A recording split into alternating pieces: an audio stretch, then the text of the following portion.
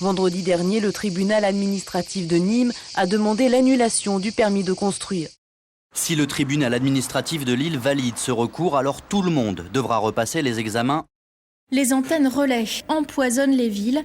Plusieurs municipalités ont déjà engagé des actions en justice. En refusant de permettre l'obtention de ces permis pour les terrains qu'il estime non conformes au projet initial, le député maire a fait l'objet d'une procédure devant le juge administratif. La demi-finale de Coupe de France de basketball entre Roanne et Nancy sera bien disputée sur le parquet de Roanne. C'est ce qu'a confirmé tout à l'heure le tribunal administratif.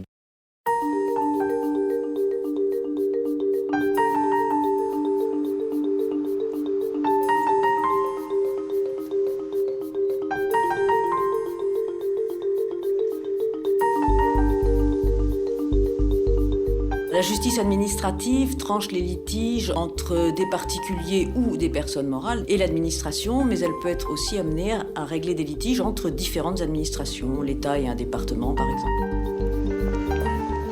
Le citoyen, a priori, ne se trouve pas dans une situation toujours facile face à l'administration. Mais justement, cela fait partie du rôle du juge administratif, lorsque c'est nécessaire, de rétablir l'équilibre.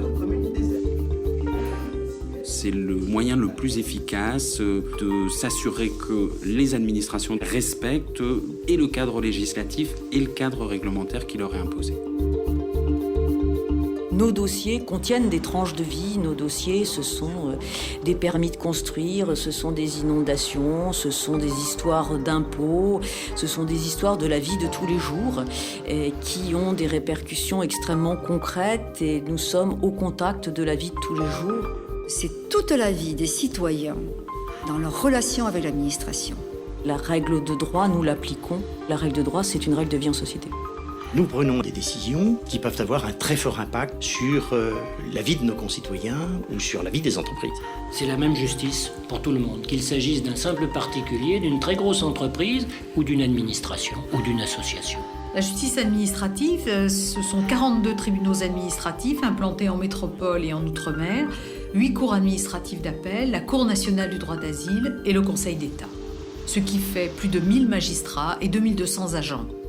Le Conseil d'État a un rôle d'abord de juge de cassation, c'est-à-dire qu'il est appelé à contrôler les décisions qui sont rendues par les cours administratives d'appel. Et il peut également être un juge d'appel, des décisions qui sont rendues par les tribunaux administratifs. Et il peut aussi être un juge de premier ressort. Il existe également un certain nombre de juridictions administratives spécialisées, comme la Cour nationale du droit d'asile et des juridictions disciplinaires des ordres professionnels. Les gens hésitent de moins en moins à saisir le juge en général et le juge administratif en particulier. La justice administrative est un peu victime de son succès. La tendance est à un doublement du nombre de requêtes devant les tribunaux tous les 10 ans.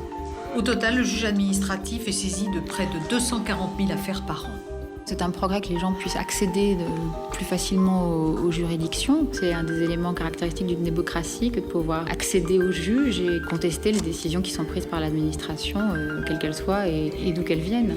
Il ne faut pas croire que la justice administrative est une justice de pur dossier, parce que derrière des actes, il y a des hommes et surtout les conséquences des actes ont des incidences humaines considérables. Notre cœur de métier, ça n'est pas uniquement le droit, à mon sens, c'est l'humain. Certaines de nos décisions sont effectivement extrêmement lourdes de conséquences pour l'administration. Pour autant, cela ne nous empêche pas d'annuler les décisions. L'indépendance du juge, c'est le fait que le juge ne reçoive de consignes de personne et qu'il ne prenne sa décision que au regard de la loi, du respect du droit.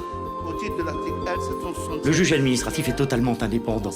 Du reste, on entend rarement parler de l'indépendance du juge administratif parce qu'elle n'est jamais mise en cause.